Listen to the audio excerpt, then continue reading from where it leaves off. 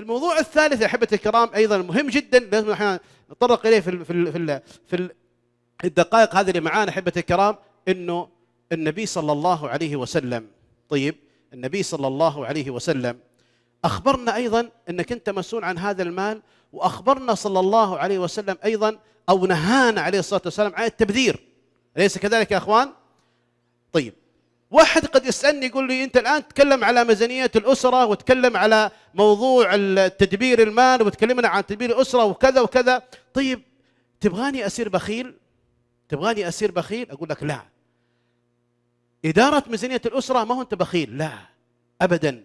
إدارة ميزانية الأسرة أنك أنت تستطيع تضع المال الصحيح أو الريال الصحيح، والريال اللي عندك تحطه في المكان الصح وليس في المكان الخطأ، يكون عندك ذكاء وعقل أنك تحسب البكرة وبعد بكرة. يا جماعة لما تشوف اليوم في السجون مع الأسف الشديد عشرات الشباب بل مئات الشباب اللي مسجون في 10,000 ريال و15,000 ريال و30,000 ريال و50,000 ريال، ويدور اللي يعني يتبرع له بمبلغ من المال حتى يطلع من السجن. اللي تشوف اليوم عدى عليه شهر وشهرين 3 شهور ما هو قادر يسدد إيجار البيت. اللي تشوف اليوم يضيع ماله، ليه؟ السبب يا أخوان أنه هو ما عنده إدارة صحيحة لهذا المال، ما يستطيع يدير هذا المال بالطريقة الصحيحة. نحن نريد نعطيكم بعض التقنيات وبعض الأشياء المهمة اللي تستطيع أنت بإذن الله عز وجل إذا طبقتها أنك تستطيع فعلا تدير هذا المال بشكل صحيح وبشكل جيد بإذن الله تبارك وتعالى. ولهذا أحبتي الكرام سأذكر قصة عجيبة ذكرت عن نبي الله داود عليه السلام. نبي الله داود عليه السلام كان يدعو الله جل وعلا فيقول اللهم ارزقني كما ترزق الهناد في عشه.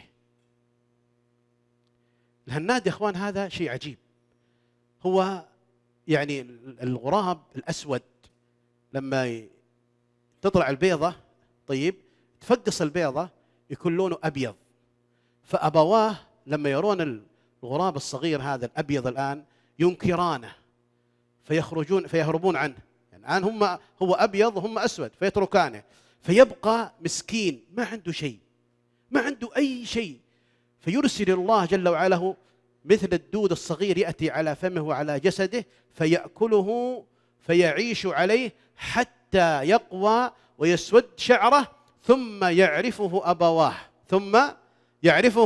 أبواه. فسبحان الله، من رزق هذا الطير؟ أليس الله عز وجل؟ نعم. طيب من الذي يرزق الحيوانات؟ هذه الأرزاق كلها من الله تبارك وتعالى. إذا يا أحبتي الكرام هذا الرزق قد يأتي من الله عز وجل، لكن لازم نعرف كيف ندبر هذا الرزق وكيف. أنا سأتكلم بسرعة عن بعض الأشياء المهمة في قضية إدارة الميزانية. أنا عارف الوقت يعني بدأ يعني يأخذنا بسرعة، وإحنا الساعة نبغى نتكلم على بعض الأشياء المهمة في هذا الموضوع. من الأشياء المهمة في إدارة أو في الذكاء المالي إن الإنسان أحبتي الكرام يضع له ما بين إيرادات وما بين مصروفات. كل شخص يعرف إيراداته، كل شخص يعرف إيراداته، صح ولا لا؟ وكل شخص فينا يعرف مصروفاته. يعني مثلا الإدارات أو إيرادات عند الناس، غالب الناس الراتب إذا كان موظف، إذا كان رجل تاجر حر أو عمل قد يكون مفتوح، لكن في الغالب إحنا لنا إيرادات معينة، لك مال معين، راتب معين يأتي معك. في الجهة الثانية في الكفة الثانية في شيء اسمه مصروفات. المصروفات تنقسم إلى 3 أقسام. المصروفات تنقسم إلى 3 أقسام. في أشياء نسميها ضرورية، صح ولا لا؟ أشياء ضرورية. طيب السكن ضروري ولا لا؟ اعتبر ضروري. الأكل والشرب ضروري ولا لا؟ اعتبر ضروري، صح ولا لا؟ هذه أشياء ضرورية. طيب في أشياء نسميها حاجيات، هي أيضا ضرورية لكنها أقل حاجة من الأشياء الضرورية. في عندنا شيء ثالث اسمه كماليات. إيش الكماليات يا جماعة؟ إيش الكماليات؟ ها؟ كلنا نعرف الكماليات إيش هي؟ الأشياء إيش؟ التكميلية. يعني شيء ما هو أساسي لكنه شيء إيش يا جماعة؟ شيء تكميلي، شيء تكميلي وليس شيء أساسي. طيب سؤال الآن اللي عنده الآن راتب، اللي عنده راتب، طيب هل يصرف ماله في الضروريات أكثر أم في الحاجيات أكثر أم في الكماليات أكثر؟